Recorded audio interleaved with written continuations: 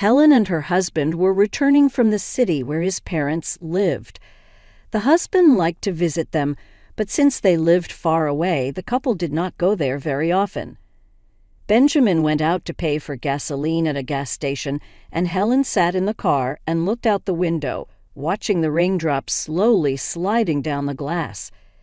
The woman was very sad at the thought that she and her husband had been living together for 25 years, but recently their relationship had become much worse.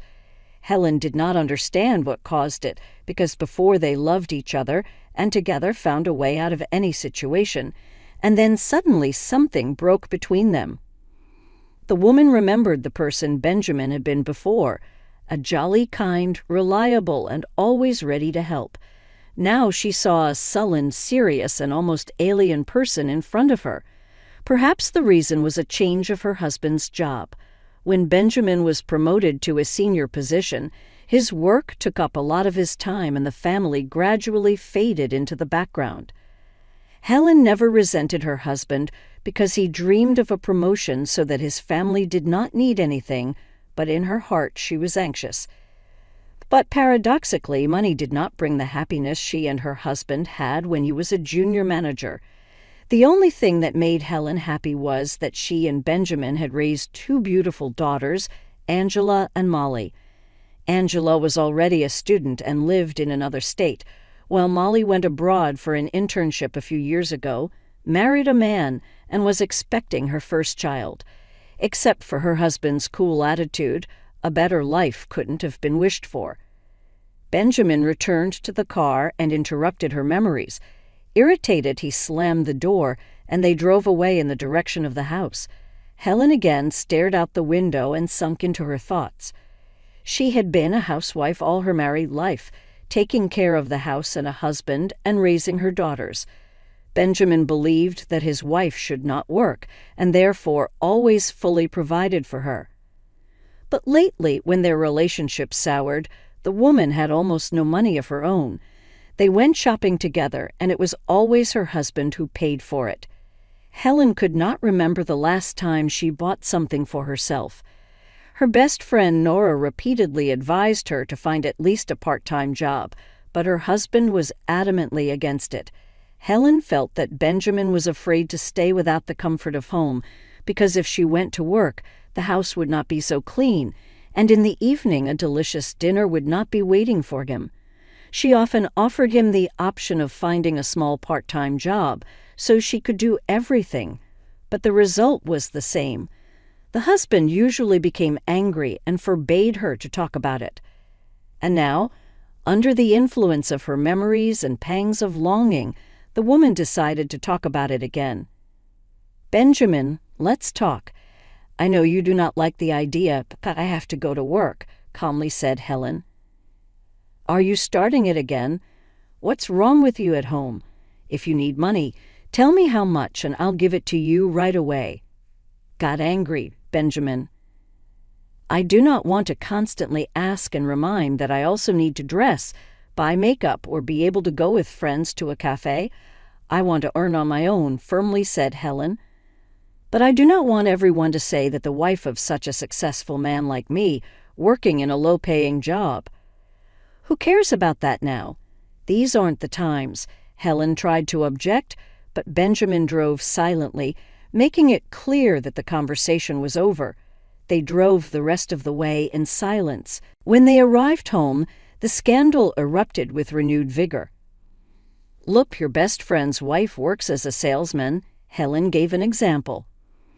"Are you crazy? You don't appreciate anything. Think about it. There are many women who want your place. Everyone just wants to sit at home and do nothing." "Are you saying I do nothing? I've been running around this house like a horse all morning, picking up your socks, doing laundry, cooking, dusting. I have too much to do around the house, and I'm tired of being just a housewife. I miss socializing with people. I'm glad to go to the store because there I can talk to somebody." "I told you everything. If you go to work, I'll divorce you immediately. Stop bringing up this topic. I'm fed up already, honestly." Benjamin looked at his wife menacingly one more time and then left the dining room.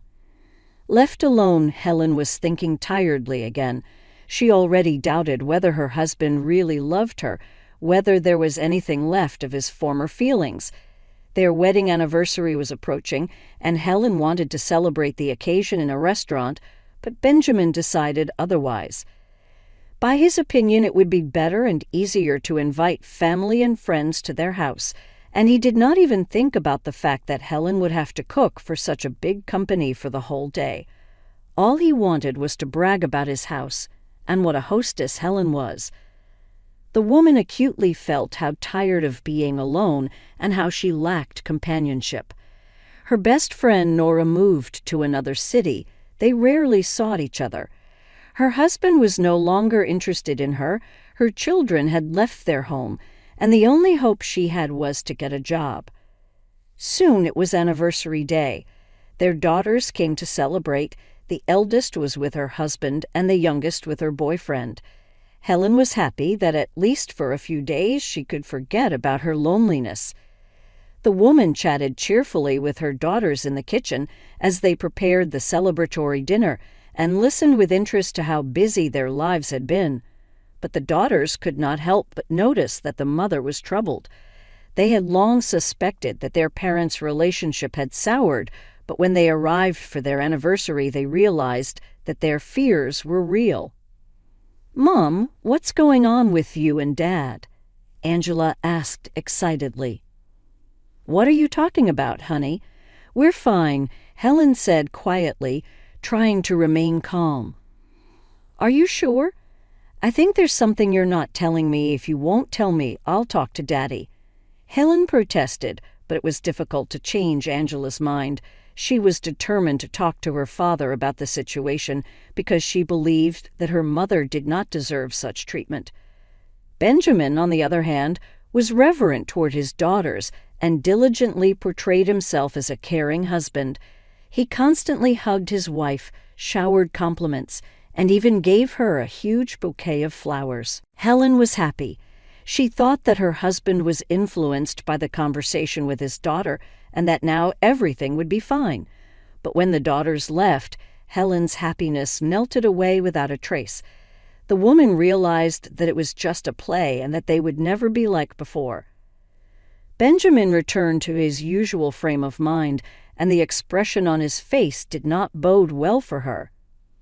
"Why are you telling our girls about our relationship? Are you trying to turn them against me?" said the man angrily. "I didn't tell them anything. Angela guessed it herself, that you and I have difficulties," said Helen confusedly. "Never dare to say anything bad to them about me. You're always making me uncomfortable." Helen was upset, and Benjamin rose abruptly from the sofa and, slamming the door, left the house. He returned toward nightfall. The couple did not speak and in silence went to their rooms. Helen could not sleep and kept thinking about what to do and how they would live together. They would never be able to become a couple again, but divorce really frightened her because then she would be all alone, and the woman had no idea what she would do then. Because she still had feelings for Benjamin, she decided to try a last attempt to restore at least some kind of peace between them. But no matter how much she cared about Benjamin, he only responded with aggression, gradually distanced himself completely, and even stopped coming home. Helen slipped further and further into the abyss of loneliness. One day while shopping, she overheard a conversation between two cashiers, and that conversation changed her life dramatically. One of the women was telling her that her acquaintance had opened a new hotel downtown, and now she was looking for maids. Helen suddenly realized that this was her chance to try to change something in her life. She timidly apologized for inadvertently overhearing the conversation, said she was just looking for work, and asked for the number of the hotel manager. After receiving the required number, Helen thanked the woman and went out into the street. Her heart was beating frantically, and she could not believe that she was going to go against the will of her husband. To avoid unnecessary scandals, Helen decided not to say anything to him, though even the thought of deceit disgusted her. But there was no other way out. In order not to change her mind, The woman immediately called from the car and arranged a meeting at the hotel tomorrow to discuss all questions of her employment. The hotel hostess said goodbye, and Helen stood for some time, happily smiling. She was overwhelmed with emotion. At last, something would change in her life. In the morning, she was afraid that her plans might be ruined, but her boss, Veronica, turned out to be a wonderful woman, and Helen's fears vanished from the heart. Veronica told the woman all the details of the work, the rate of pay, and the rules of conduct with the guests. Helen nodded happily and immediately went to work. At first it was unusual and difficult, but then the woman managed, as she had planned, to do all the work and take care of the house, and it was easy to keep the secret because her husband paid little attention to her and could not notice changes in her behavior and mood. Meanwhile, Helen's mood improved considerably. The woman enjoyed her life to the fullest. She liked her work, her salary was paid weekly, and her co-workers were wonderful. Several wonderful months passed that way. The woman was so happy that even her husband's rude attitude did not upset her anymore. On one of her weekends, when her husband left on another business trip, Helen decided to devote a day to herself and go shopping, then cook something delicious. But when she returned from shopping, her boss asked her to relieve her colleague who had fallen ill. Helen saw no problem and agreed. After a while, Helen received a complaint from one of the rooms she handled. Guests complained about dust in the room and the lack of drinks in the minibar. The woman rushed to fix the problems. When she entered the room, she did not see anyone and only heard the noise of pouring water. She began to dust and make the bed, and when she had finished, she saw a young woman in her 20s with wet hair. Her body was wrapped in a bath towel. The woman was indignant and showed her displeasure, demanding to be treated as a regular customer. Helen listened in silence, smiling politely. The young woman wanted to say something else, but then a voice came out of the bathroom, and Helen would have recognized it from 1,000 others. "Honey, do not be so rude to the staff. I think they all understood." "Helen, what are you doing here?" Dazed, Benjamin spoke and froze on the spot. "Hello, my darling. How was your business trip?" Helen sarcastically remarked. She was unbearably painful, but she tried not to cry so as not to show weakness in front of this man unworthy of her tears. Benjamin was clearly shocked. He in no way expected to see Helen here, and the only thing he could say in justification was that the young woman was his colleague. "Do you take showers with all your colleagues?" asked Helen, looking at her husband's wet hair and bathrobe. Benjamin tried to grab her arm, but Helen ripped her arm out, threw a rag at her spouse, and left the room. The young mistress watched with a grimace of displeasure at her lover's unsuccessful attempts to hold on to his wife. Then she quickly dressed and tossed him goodbye all what she thought of him and left the room. Cursing after her, Benjamin did not try to catch up with her. Now he cared only about Helen. Her behavior surprised and greatly enraged him. Helen went to the boss's office and, after explaining the whole situation, asked to let her go home. Veronica was a very tactful and understanding woman, so she let Helen go and gave her a few days off. And at home there was a huge scandal waiting for Helen. Benjamin knew very well that the best defense is an attack, and so he played the extreme dissatisfaction that his wife deceived him so cleverly and went against his will. Helen, on the other hand, in a crystal calm rage, reproached her husband for adultery, and even with a woman younger than their daughter. "Benjamin, we're getting a divorce," the woman said firmly finally. "Who needs you? Don't make me laugh. You'll stay alone and beg me to come back," Benjamin yelled angrily. "I'll be fine, you'll see." Benjamin, having calmed down a little, tried to appeal to Helen's mind and even promised to improve their relationship, not yet believing that his wife was capable of leaving him. He had almost begged Helen and assured her that he did not need anyone but her, but the woman was adamant. Soon the couple divorced. They exchanged the house they had built together in the hope that it would become a cozy family home for them, and Helen got her own separate apartment. Sometimes Benjamin made attempts to reconcile with his ex-wife, but Helen hated even seeing him, much less talking to him. He finally realized that he would never meet a better woman, but it was already too late. Sometimes Helen shared her worries over the phone with her friend Nora, the one who had moved to another city several years before. Nora was always trying to support her, and one day she had a wonderful idea. In her city, she unexpectedly met their classmate Paul, who had also recently divorced, and she decided that he and Helen should meet again. They had been friends once when they were young, but then their paths parted. Nora invited her friend to come and visit her, and Helen, who was just on vacation, agreed. Nora did not let the woman get bored, and one day arranged for a meeting between Helen and Paul. Helen did not immediately recognize this handsome, positive person as a friend of her youth. They quickly found a common language, and Helen couldn't help but notice to herself that Paul's age suits him extremely well, and that he hadn't changed at all in his soul. Soon, Helen and Paul realized that they were strongly attracted to each other.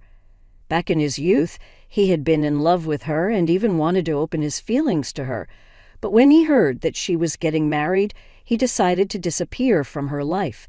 And now, a quarter of a century later, he had a new chance to conquer this beautiful woman. Helen hesitated at first to reciprocate Paul's feelings. After a brief visit, she left, but she kept thinking about him. She was both sad that she had not stayed with Paul, and at the same time ashamed that she had moved so quickly away from the separation with her husband, fearing the condemnation of her daughters and friends. But her daughters were on her side and advised not to think what people say and just try to be happy. Meanwhile, Paul was not going to give up. He came to Helen to convince her to give him a chance. The woman could not refuse him, and she had never regretted it. She felt like a beloved woman again, and she responded to Paul in the same way.